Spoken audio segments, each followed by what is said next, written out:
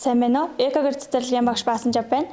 Энэ жилийн бүтээлийн үзэсгэлэн маань ээлж ертөнцийн аялал гэсэн сэдвтэй зохион байгуулагдаж байгаа.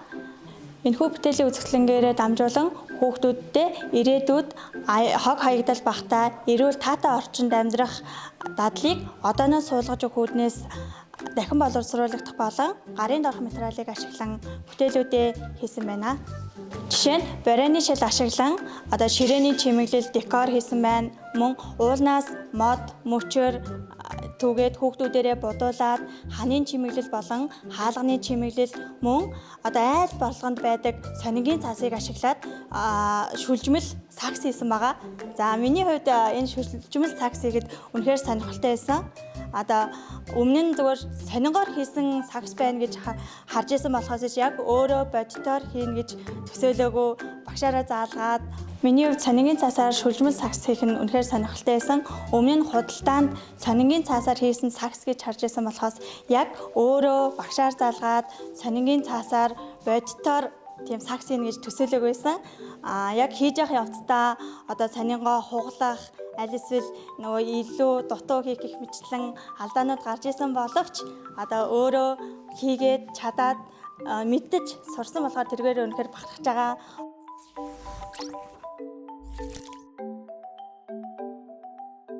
Эко цэцэрлэгийн багш нар бид энэхүү бүтээгдэхүүнүүдээрээ дандаа хог хаягдал болон дахин боловсруулах бүтээгдэхүүнүүдийг ашиглахыг зорьсон. За хог хаягдал гэдэг маань байгальд байгаа модны боргоцой, хугараад унтсан мөчөр гэх мэт зүйлсүүд байдаг. Эднэрээр болохоор бид ширээний чимэглэл хийсэн байгаа. Ширээний чимэглэл хийх явцдаа мөчрийг баг-багаар жижиглж тайрж, хооронд нь нааж, эвлүүлж, хэлбэр дүрсд оруулах. Тэгээд өөрийн байгалаас олсон чулуу, боргоцой, эсвэл хүүхдүүдийн тоглохоо байсан тоглоомнуудаар ч юм уу ингээд чимгэлсэн байгаа. Энэ нь болохоор хүүхдүүдэд энэ тоглоомыг нэг удаа хэрэглээд хаяах биш, дахиад ашиглаад байж болдгийм аа. Энэ маань дахин боловсруулах бүтээгдэхүүн шүү гэдэг ойлголтыг төрүүлэхийг хичээсэн байгаа. За хаалганы чимэглэл хийх явцдаа бид төмөр утас болон хэрэглэгдэхгүй болсон гацуур модны мөчөр, тэгээ шогшгоо, урд нь хэрглэж байсан пантаг эсвэл туузнуудаа ашиглаад дахин шинжилж шин болгож хийсэн байгаа. За хаалганы чимэглэл хийх явцдаа өнгийг нь хооронд нь зохицуулах, ямар өнгөтэй хорших уу, ингүүл гоё харагдах уу, нэг доор олон чимэглэл орвол яаж харагдах уу гэдэг юм уу те. Иймэрхүү байдал талаас нь бас ойлголт мэдээллүүдийг хүргэсэн байгаа. Дээрэс нь хүүхдүүд хаалганы чимэглэл гэхээр заавал дэлгүүрээс шинийг худалдаж аваад жил болгон шинийг худалдаж авах ч юм уу те. Иймэрхүү байдлаар бодож болохгүй. Нэг хэрэгэлсэн зүйлээ дахин хэрэгжилж болдог. Тэгээд тэр хэрэгэлсэн зүйлээ давтан загварыг өөрчилж, дахиад шинжилж, эсвэл нэмж хасч хийж болдгийм шүү. Дахин боловсруулах бүтээгдэхүүн гэдэг маань маш ашигтай гэдгийг хэлсэн байгаа. За бид нар хэрэгэлсэн зүйлсээ дахин боловсруулах бүтээгдэхүүн болгон дахин ашиглаад байх юм бол байгальд хог хаягдал үүсэхгүй. Хог хаягдал үүсэхгүй байх юм бол бидний байгаль их эрүүл, цэвэр байна. Бидний амьдрах орчин эерэг байна гэдэг мэдээллийг олгохын тулд бид бүхэн энэхүү бүтээлүүдээрээ дахин боловсруулах бүтээгдэхүүнүүдийг сонгоо авсан юм аа. Баярлалаа.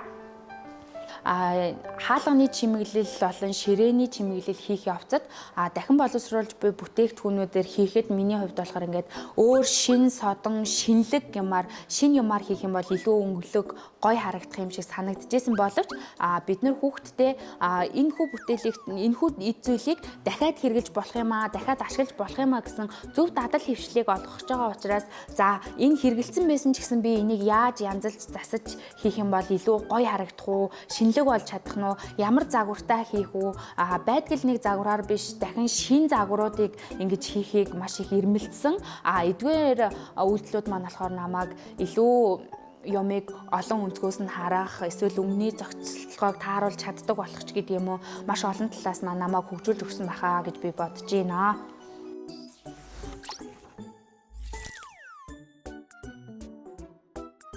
Сайн бацаано эко гэр цэцэрлэгийн бүлгийн багш Батзаяа байна. Яг энэ байгууллагт орж ирээд ажиллаж байгаа миний анхны жил байгаа.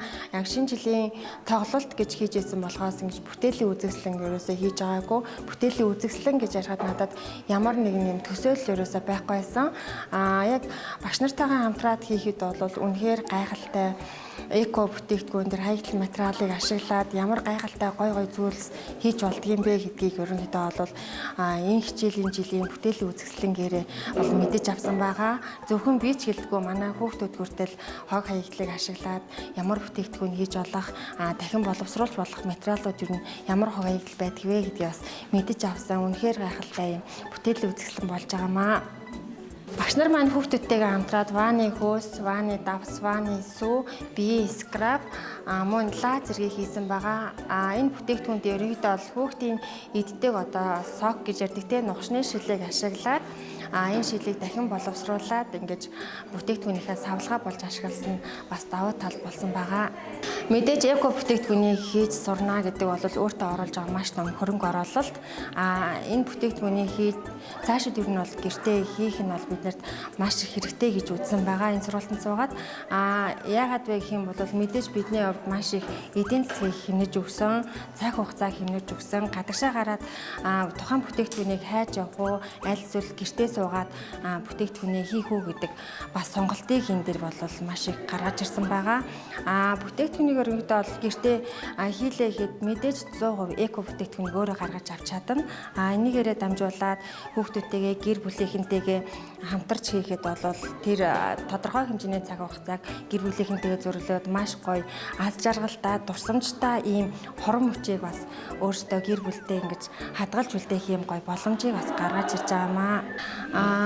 Эл бүтээлийн үзэсгэлэнгийн үр дүнд гэх юм бол ерөнхийдөө бүгдээрээ мэдээж хог хаягдлыг хаяхгүй байх, байгаль их дэлхийгээ хайрлаж хамгаалах, ямар дахин боловсруулж болох хог хаягдл байгааг ялгаж сурах, тэгээ гэртээ бол өөрийнхөө эко бүтээгдэхүүнийг хийгээд биеийн арьс арчилгааны бүтээгдэхүүнээ хийж сурна гэдэг бол маш их давуу талыг бол энэ үзэсгэлэнгээс гаргаж авч чадж байна гэж үзэж байна. Хүүхдүүдтэй яг бүтээгдэхүүнээ заахын өмнө ширээ дүүрэн бүтээгдэхүүнийг ингээ гаргаад тавихад эхлээд маш их гайхажсэн л да. Яг юу хийх гэж байгаа үедгээ хэлээгүй. Яг энийхээ дараа бүх бүтээгдэхүүнээ тайлбарлаж өгсөн, за харуулсан, ярилцсан. Энэ бүтээгдэхүүнийг одоо биеийн арьс арчилгаандаа ингэж хэрэгэлдэг юм байна гэдгийг ярьж өгсөний дараа маш сонирхолтойгоор хүлээж авсан. Яг нэг тод жишээ гэх юм бол сургалт үйл ажиллагаан дээр доктортой сууж чаддгүй байсан хүүхд маань тэр бүтээлээ хийх гэж чин сэтгэлээсээ хүсээд тодорхой хугацааг яг тэр бүтээлдээ зарцуулаад хөдөлгөөнгөө суугаад анхаарлаа төвлөрүүлж чадж байгаа нь айгүй таашаалтай айгүй гой санагдсан байгаа. Хөгжилтэй зүйл гэх юм бол лааны тосоо нөгөө хайлуулахдаа яг хэмжээг нь харуулахгүй жоохон дутаадсан. Ингээд хийгээд явж байгаа хавцад нэг 3-4 хүүхэд лааны тос хүрээгүй үлдсэн. Нөгөө хүүхэд маань хийх гээд яарад байдаг, нөгөө бүтээгдэхүүнээ хийх гээд байдаг тосон дууссан. Минийх байхгүй байна гэд айгүй хөөрхөн уйлж ясна бас айгүй хөөрхөн санагдсан байгаа.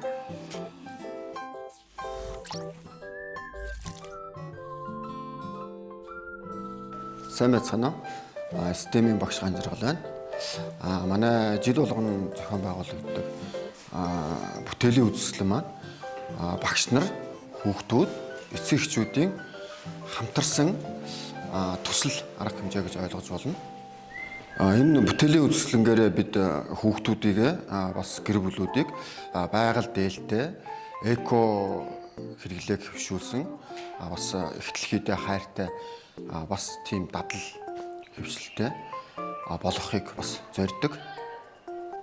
Өмнөх жилүүдэд бид нэр мазаалай гэж төсөл мөн ирээдүгээр аялсан нь бид тэгээд өнгөрснөөр аялсан гэдэг сэдвтэй бүтээлийн үзэсгэлэнгүүд хийгдчихсэн. Тэгээ энэ жилийн хувьд болохоор гол онцлог нь эльф ертөнц бас ирээдүйг төсөөлж хүүхдүүд маань бас зурж бүтээл гаргаж байгаа нь онцлог гэж бодож байна. Тэгээд мөн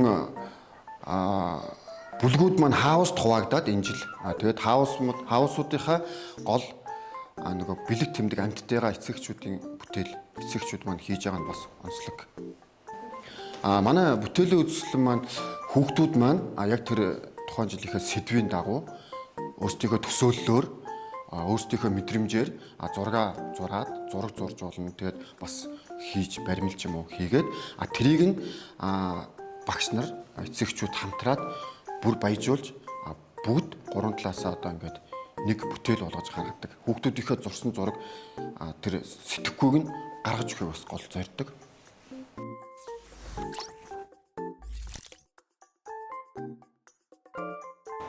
Сайн байна уу? Экогэр цэцэрлэгийн багш Мигмар Сүрэн байна. За миний бие 2015 онд экогэр цэцэрлэгээ үүсгэн байгуулснаас нь хойш өдийг хүртэл ажиллаж байгаа хүчирхэг элбийн гишүүн байна. Энэ жилийн бүтээлийн үзэсгэлэнгийн онцлог эцэгчүүд маань одоо хаавс үйл ажиллагаанд хуваагдж байгаа. Ерөнхийдөө ховордож байгаа 8 төрлийн улаан номонд орсон амьтдаар бүтээлээ уралж байгаа. За хүүхдүүдийн хувьд гэх юм бол ирээдүйн ээлж ертөнцийг одоо төсөөлөж, за ээлж ертөнцийн хоол нь ямар ахын, хувцалт нь ямар ахын, за ээлж ертөнцийн ровт нь ямар ахын, ээлж ертөнцийн нар, сар, навч, од нь ямар ахын гэд хүүхдийн төсөөллийг илүү төвлөгөө баяжуулж өгснээр онцлог байгаа. Хүүхдүүдийн маань зурсан зураг, за бүр ингээд дидактчлаа гаргаж байгаа зурлага болгоно нь өөр ингэсэн агуулга онцлогтой байсан. Тэгээ хүүхдүүд маань өөрсдөө ингээд тайлбарлаж байгаа тайлбар нь хүртэл ингээд бүр ингээд төсөөлөл буушгүй бүр айгүй хөөрхөн. Энэ бүхнийг нь бид бүхэн ингээд бүтээл болгоод гаргаж байгаа. За бас манай энэ бүтээлийн үзэсгэлэнгийн маныг давуу тал онцлог юм болов. Бүтээлийн үзэсгэлэнд маань гар бие сэтгэл зүрхээ зориулж оролцсон бүх хүмүүстээ маш их баярлалаа.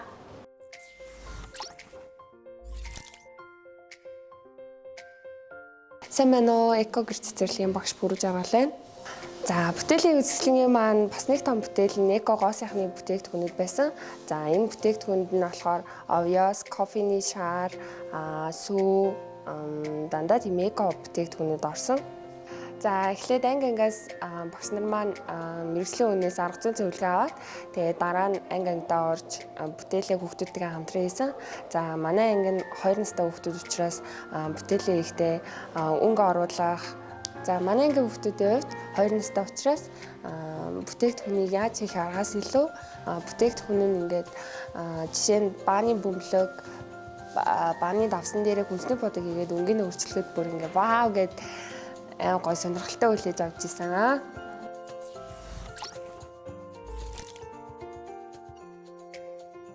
Сайн байна уу? Экогэр цэцэрлэгийн багш Батчмаг байна. Миний хувьд бол анхны жилийн ажиллаж байгаа. Тэгээ энэхүү бүтээлийн үзэсгэлэнгийн хувьд бол маш сонирхолтой, маш бүтээлч ажилд хамтран ажиллаж байгаадаа маш их баяртай байна.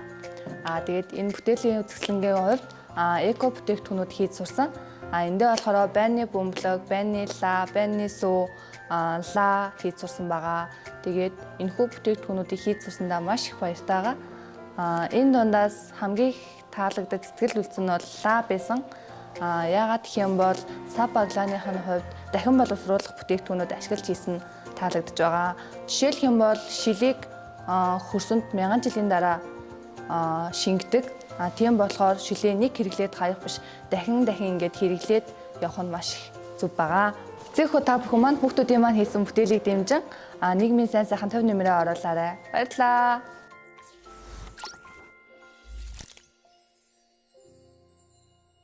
За вааны бөмбөлөг хийх сургалтын дээр бол бас айгүй хөгжилтэй зүйл гарч ирсэн. Вааны бөмбөлгөө маш ингэ чангаар ингэж даралтайгаар шахаж өгөхгүй бол бутарч унаад идэг.